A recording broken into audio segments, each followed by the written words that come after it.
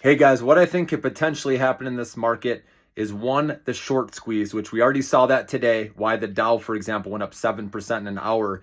You don't see that, guys. That's insane. Okay, biggest move in a long time.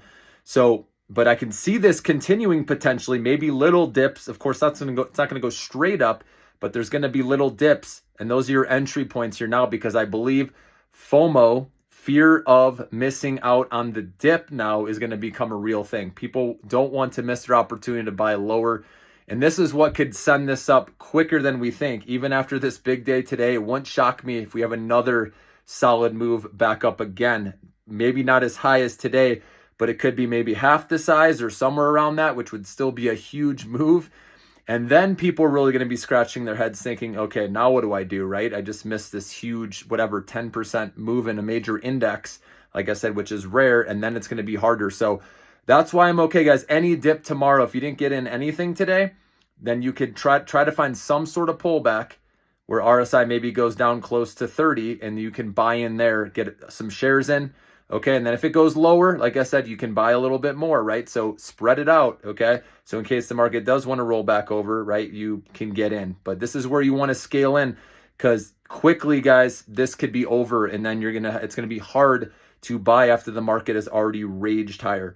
And I could see the major indexes going back up and trying to retest the 200-day moving average. But again, it's going to come down to headline news, right? What other new stuff will come out tomorrow? We don't know, right? So right now we got some positive news today, obviously with Trump suspending the reciprocal tariffs. Okay, if he comes up with more negotiations with other countries where they lower it, that's going to be good. Anything about tax cuts, okay? So, and with his first 100 days being over on April 30th, I would think he'd want to have some more positives, to get this market, doing well here before he hits his first 100 days. Okay. So then hopefully by then sentiment has changed and people are actually like, okay, Trump is, helping out our situation. We have improved the trade balance. And now people can, start having a little more faith, in where things are going. Okay. But let's hope that the 90-day pause or suspension ends up being where there's negotiation and then we can bring these tariffs way down, okay? Hopefully 0 and 0, right? That would be ideal. Don't count on that. But still, any progress would be nice. And it doesn't take much, guys. Like I said, positives to get this market moving.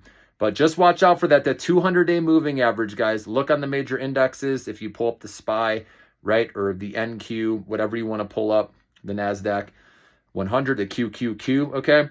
You can play this up till the 200-day moving average, I believe. I think it's going to go try to retest that now that we got that news today.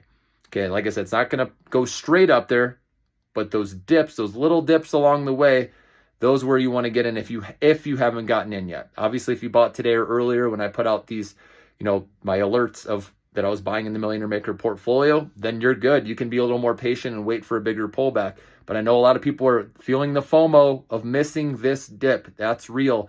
And there's going to be, the CTA traders, right, that come in after momentum, right, which usually it's after 3 days in a row, right? They come in later to make sure there's a trend before getting in. And then that gives, institutions a little more confidence, right? So it's just a whole, right? The confidence and sentiment can come back quicker now that we got Trump. People finally realize, okay, this guy is coming to his senses, that he was doing damage, not only the stock market, but the bond market, and he made the move today.